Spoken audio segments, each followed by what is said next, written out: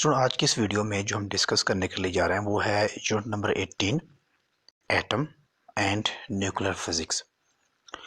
और इस चैप्टर में जो हम डिस्कस करेंगे वो है एटॉमिक नंबर क्या होता है, mass number, neutron number, isotopes क्या होते हैं, रेडियो एक्टिविटी क्या होती है, और रेडियो एक्टिविटी एलिमेंट क्या होते हैं, बैकग्राउंड रेडिएशन क्या होती है और न्यूक्लियर ट्रांसमुटेशन क्या होती है।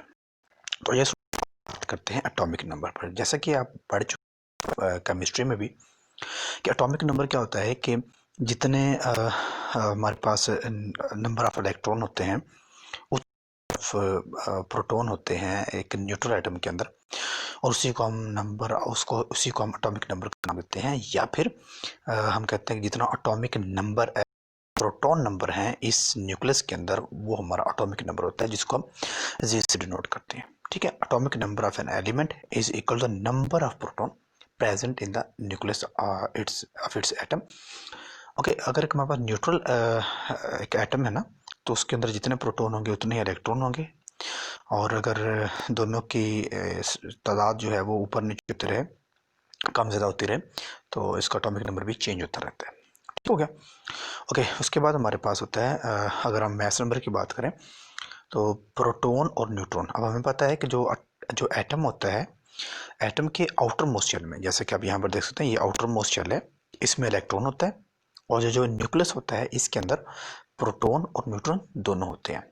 अब प्रोटॉन और न्यूट्रॉन को अगर सम करें तो हमारे पास आ जाता है मास नंबर। ठीक है, sum of proton and neutron is called mass number, जो कि ऊपर एक एलिमेंट के ऊपर हम लिखते हैं, जैसे कि 13 लिखा हुआ है, दैट्स कॉल्ड मास नंबर। ये है इलेक्ट्रॉन और प्रोटॉन का। ठीक है, और एटॉमिक नंबर हम पढ़ चुके हैं, वही जितने नंबर ऑफ एटम्स होते हैं एक एटम के अंदर, वो हमारे पास एटॉमिक नंबर होता है। ठीक है, अब न्यूट्रॉन कैसे निकाल लेंगे? अगर हमने मालूम करना, ये तो हमें पता चल गया मास नंबर है, एटॉमिक नंबर है।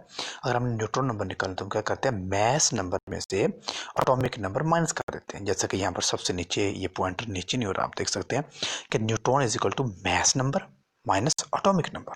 ठीक है, 13 minus 6 is equal to 7 neutron. Clear? Okay, उसके बाद हमारे पास है प्रोटॉन। अच्छा, एक प्रोटॉन जो होता है उस पर पॉजिटिव चार्ज होता है, और ये न्यूक्लियस के अंदर होता है, याद रखना है। प्रोटॉन के ऊपर पॉजिटिव चार्ज होता है और न्यूक्लियस के अंदर होता है। न्यूट्रॉन के ऊपर कोई चार्ज नहीं होता और ये भी न्यूक्लियस के अंदर होता है। ठीक है, ये न्यूक्लियस है, इसके अंदर प्रोटॉन और न्यूट्रॉन दोनों होंगे। प्रोटॉन के ऊपर पॉजिटिव चार्ज होगा और न्यूट्रॉन के ऊपर कोई चार्ज नहीं होगा। फिर इलेक्ट्रॉन जो होता है वो आउट शेल में होते हैं, यानी कि न्यूक्लियस के बाहर होते हैं। जैसे कि आपको नजर आ रहा है यहाँ पर 2 इलेक्ट्रॉन ये हैं, 1 इलेक्ट्रॉन ये है, फिर एक ये है, एक ये है, फिर 2 सबसे नीचे नीचे है। तो ये सारे इलेक्ट्रॉन होते हैं और इन पर नेगेटिव चार्ज होता है, और ये तीनों चीजें मिलकर प्रोटॉन, न्यूट्रॉन और इलेक्ट्रॉन मिलकर एक एटम बना देते हैं। क्लियर? इसके बाद स्टूडेंट आइसोटोप्स क्या होते हैं? तो आइसोटोप्स करें, ये एक ही एलिमेंट के एक ही हमारे पास सेम एलिमेंट होता है, उसकी डिफरेंट फॉर्म होती हैं। ठीक है, हम आसान लफ्ज़ों में समझने के लिए कहते हैं कि एक होता है, यहाँ पर गिवन है कार्बन, और उसकी डिफरेंट फॉर्म्स होती हैं, दैट्स कॉल्ड आइसोटोप्स। इसको डिफाइन करेंगे, ऐसा एलिमेंट जिसका सेम नंबर ऑफ प्रोटॉन होते हैं बट डिफरेंट न्यूट्रॉन होते हैं। प्रोटॉन मतलब जो कैसे प्रोटॉन एटॉमिक नंबर, ठीक है, जिसका एटॉमिक नंबर सेम रहता है लेकिन न्यूट्रॉन नंबर चेंज होते जाते हैं। जैसा कि अब देखिए कार्बन है, कार्बन का मास होता है 12 और एटॉमिक नंबर होता है 6। अब एक और कार्बन है, उसमें मास नंबर 13 आ गया, एटॉमिक नंबर 6 ही है, फिर 14 आ गया, एटॉमिक नंबर 6 ही है। तो ये हमारे पास है तो एक ही एलिमेंट ना, कार्बन कार्बन कार्बन, तो इसमें क्या हो रहा है, एटॉमिक नंबर सेम है 6 6 6, चेंज क्या हो रहा है, न्यूट्रॉन नंबर। ठीक है, इसमें न्यूट्रॉन एक ऐड हो गया, इसमें भी एक न्यूट्रॉन ऐड हो चुका है। तो ये कार्बन 12, कार्बन 13, कार्बन 14, तो ये कार्बन के आइसोटोप्स होंगे। क्लियर? और हर कार्बन का 12, 13, 14 का फंक्शन का यूज डिफरेंट होता है। 12 को हम यूज करते हैं किसी भी डेड बॉडी की एज मालूम करने के लिए, 13 का कुछ और फंक्शन, 14 का भी कुछ और फंक्शन होता है। ठीक है, उसके बाद रेडियो एक्टिव आइसोटोप्स क्या होते हैं? अब जो आइसोटोप्स होते हैं ये अनस्टेबल होते हैं, जैसा कि ये 13 है, ये 14 है ना, ये 13 14, ये अनस्टेबल है। जो अनस्टेबल होते हैं वो खुद ब खुद डिकम्पोज होते रहते हैं, खुद वो रेडियो एक्टिव जो रेडिएशन होती है वो इमिट करते रहते हैं, तो इसलिए इसको बोलते हैं रेडियो एक्टिव आइसोटोप। अब मजीद इसको हैं हम यहाँ अच्छा, हमारे पास एक और आइसोटोप्स है, ये है हाइड्रोजन का। हाइड्रोजन के भी 3 आइसोटोप्स हैं, जिस तरह हमने पढ़े हैं ना, कार्बन के 3 आइसोटोप्स होते हैं, कार्बन 12, 13 और 14। इस तरह हाइड्रोजन के भी 3 आइसोटोप्स होते हैं, हाइड्रोजन 1, हाइड्रोजन 2 और हाइड्रोजन 3। अब जो हाइड्रोजन 1 है उसका नाम होता है प्रोटियम, ये लिखा हुआ है। हाइड्रोजन 2 का नाम होता है ड्यूट्रियम और हाइड्रोजन 3 होता है ट्रिटियम। किस बेस पर इसको कहते हैं? प्रोटियम मतलब एटॉमिक नंबर भी 1 है, मास नंबर भी 1 है। ड्यूट्रियम एटॉमिक नंबर 1 है लेकिन मास नंबर 2 हो गया। ट्रिटियम एटॉमिक नंबर 1 है लेकिन मास नंबर 3। ट्रिटियम लफ्ज निकला है ट्राई से, ट्राई मतलब 3। ड्यूट्रियम लफ्ज निकला है डू से डू मतलब 2 यानी कि 2। ठीक है, तो ये देख सकते हैं, इसमें एक प्रोटॉन है एक इलेक्ट्रॉन है, एक प्रोटॉन एक इलेक्ट्रॉन। इसमें क्या, एक प्रोटॉन है एक न्यूट्रॉन, एक प्रोटॉन और न्यूट्रॉन कितने हो गए? 2, मास नंबर होगा। ठीक है, और ये एक प्रोटॉन और 2 न्यूट्रॉन है, तो मिलकर कितना बना देंगे? 3, और ये मास नंबर होगा इसका। क्लियर? उसके बाद अब नेचुरल रेडियो एक्टिविटी क्या होता है? तो स्टूडेंट ऐसे याद रखना आपने, ऐसे एलिमेंट जिनका नंबर 83 से अबव होता है, 83 ऐसे। अब एलिमेंट के हमारे पास कार्बन है, 12 है, हाइड्रोजन है, 1 है उसका, और क्लोरीन है, ब्रोमीन है and so on. Different element का एटॉमिक नंबर डिफरेंट होता है, और ऐसे एलिमेंट जिनका एटॉमिक नंबर 83 या इससे ज्यादा होता है, जी एटॉमिक नंबर को डिनोट करता है ना। ठीक है, एटॉमिक नंबर को हम जी से लिखते हैं। ऐसे एलिमेंट, ऐसे तमाम ऐसे एलिमेंट जो जिनका एटॉमिक नंबर 83 से अबव होता है, वो सारे के सारे रेडियो एक्टिव एलिमेंट होते हैं। रेडियो एक्टिव एलिमेंट होते हैं कौन से? ऐसे एलिमेंट जिनका एटॉमिक नंबर 83 होता है और उनमें से खुद ऑटोमेटिकली उनमें से रेडिएशन निकलती रहती है, उनको हम बोल देते हैं रेडियो एक्टिव एलिमेंट। और ये प्रोसेस नेचुरली होता है, खुद ब खुद हो रहा होता है, इसलिए हम कहते हैं इसको नेचुरल रेडियो एक्टिविटी। ठीक है, some isotopes of element have unstable nuclei, these are radioactive. ठीक है, और all isotopes of element with greater atomic number are radio active.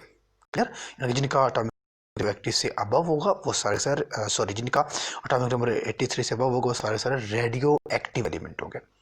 Bye releasing energy, वो एनर्जी रिलीज करते हैं in the form of radiation, can become stable, ताकि उनका nuclei stable हो जाए। Clear?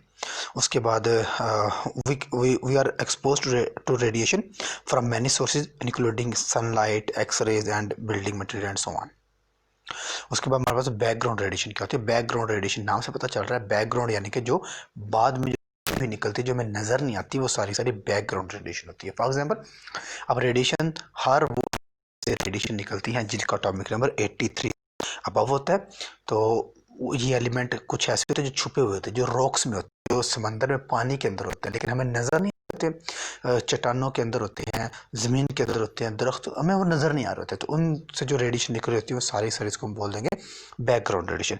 Background radiation is caused by radio active substance in rocks and soil. ठीक है, वो सारी सारी बैकग्राउंड रेडिएशन होगी। और दूसरा होता है कॉस्मिक रेज। कॉस्मिक रेज क्या होती है? कॉस्मिक रेज होती है जो सन से आ रही होती है। ठीक है, वो सन से आ रही है, वो भी सारी कॉस्मिक रेज से जो मिलती है वो सारी सारी बैकग्राउंड रेडिएशन। कॉस्मिक रेज होती है जो सन से आती है। सब background radiation comes from waste products and man made sources. कुछ ऐसी बैकग्राउंड रेडिएशन होती है जो वेस्ट प्रोडक्ट्स निकल, जैसे कि अगर आप किसी जैसे पास से गुजरते हैं या जगह से पास कूड़ा जमा है, तो वहाँ से स्मेल आती है। इनफैक्ट आप उसको समझ सकते हैं कि वो रेडिएशंस होती हैं जो आप तक पहुँच रही होती है और आप रहती है। ठीक है, और वो आपकी आंखों के लिए, आपके स्टमक के लिए, पूरी बॉडी के लिए नुकसान दे देती है। ठीक हो गया? और इंडस्ट्री वगैरह, हॉस्पिटल वगैरह से निकल सारी सारी बैकग्राउंड रेडिएशन होती है। कॉस्मिक रेडिएशन क्या होती है? जो सन से आ रही होती है वो सारी सारी कॉस्मिक रेडिएशन होती है। ठीक है स्टूडेंट? ओके,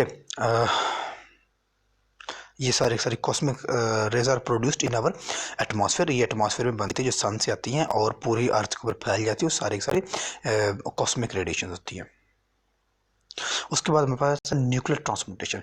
न्यूक्लियर ट्रांसम्यूटेशन को हम आसान लफ्जों में समझने के लिए कह सकते हैं, एक न्यूक्लियाई का टूटकर एक अनस्टेबल न्यूक्लियाई का टू स्टेबल न्यूक्लियाई में कन्वर्ट हो जाना, दैट्स न्यूक्लियर ट्रांसम्यूटेशन। ठीक है।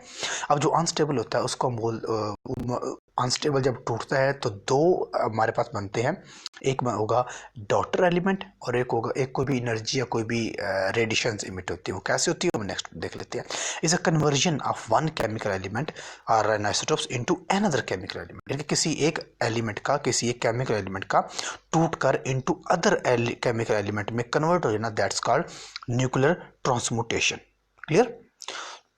One type of nuclear transmutation is observable in the presence of occurs when certain radioactive element present in natural potential decay by this process cause transmutation। अब इसमें जो निकलती है वो अल्फा और बीटा डिके होते हैं। कैसे होते हैं वो हम ये देखते हैं। ये सपोज करते हैं हमारे पास एक रेडियो एक्टिव एलिमेंट है और ये अनस्टेबल है।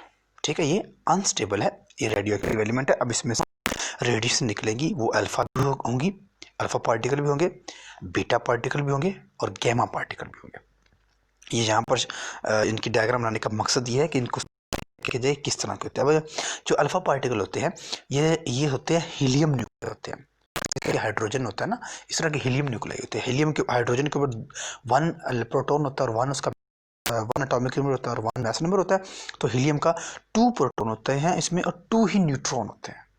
ठीक हो गया, यानी कि इसका 2 एटॉमिक नंबर होगा और 4 इसका मास नंबर होगा। किसका? हीलियम का। हीलियम या फिर अल्फा पार्टिकल, ये हीलियम या अल्फा पार्टिकल एक ही चीज होती है और इसका 2 एटॉमिक नंबर होता है और 4 इसका मास नंबर होता है। क्लियर।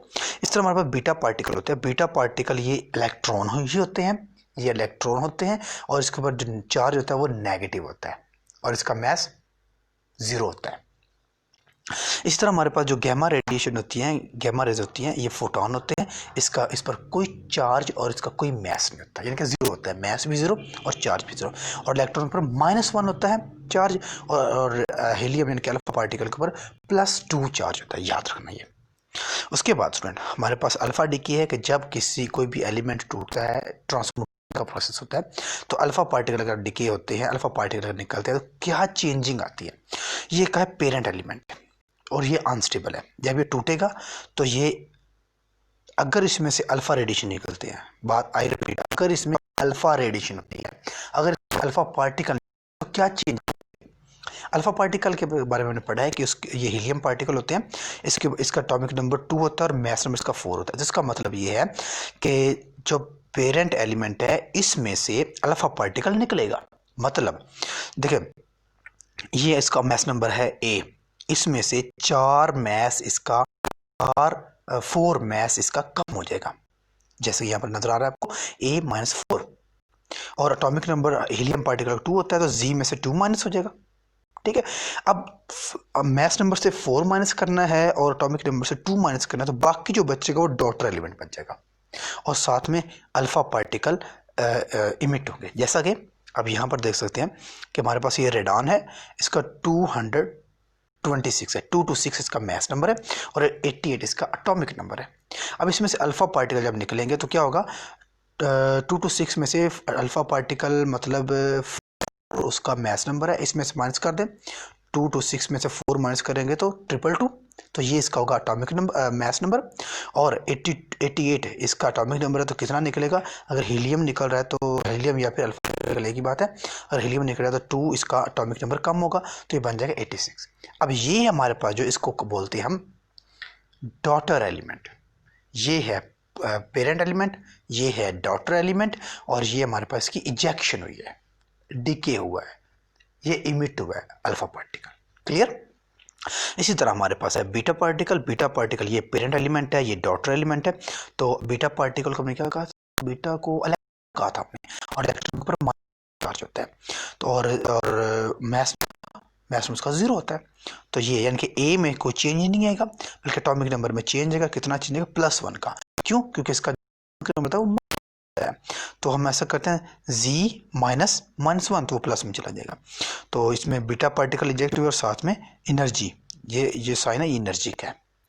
अब इसमें देख लेते हैं कि लिथियम है, इसका 8 मास नंबर है और 3 एटॉमिक नंबर है, तो इसका मास नंबर सेम रहेगा, लेकिन इसका जो एटॉमिक नंबर होगा उसमें 1 ऐड हो जाएगा। क्यों? क्योंकि जो पार्टिकल के ऊपर चार्ज -1 होता है। क्लियर। ओके। इसके बाद हमारे पास है gamma radiation, gamma decay, again ये पेरेंट एलिमेंट है और ये डॉटर एलिमेंट, और गैमा के बारे में कहा इसका कोई चार्ज नहीं होता, इसका कोई मैस नहीं होता, इसका कोई चार्ज नहीं होता, कोई मैस नहीं होता, ये सारे सारे गैमा रेडिएशन होते हैं। तो ए भी सेम रहेगा, मैस नंबर भी सेम रहेगा, जेड भी सेम रहेगा, यानी कि इसका एटॉमिक नंबर भी सेम रहेगा, और गैमा 0 इस पर कोई चार्ज नहीं होता।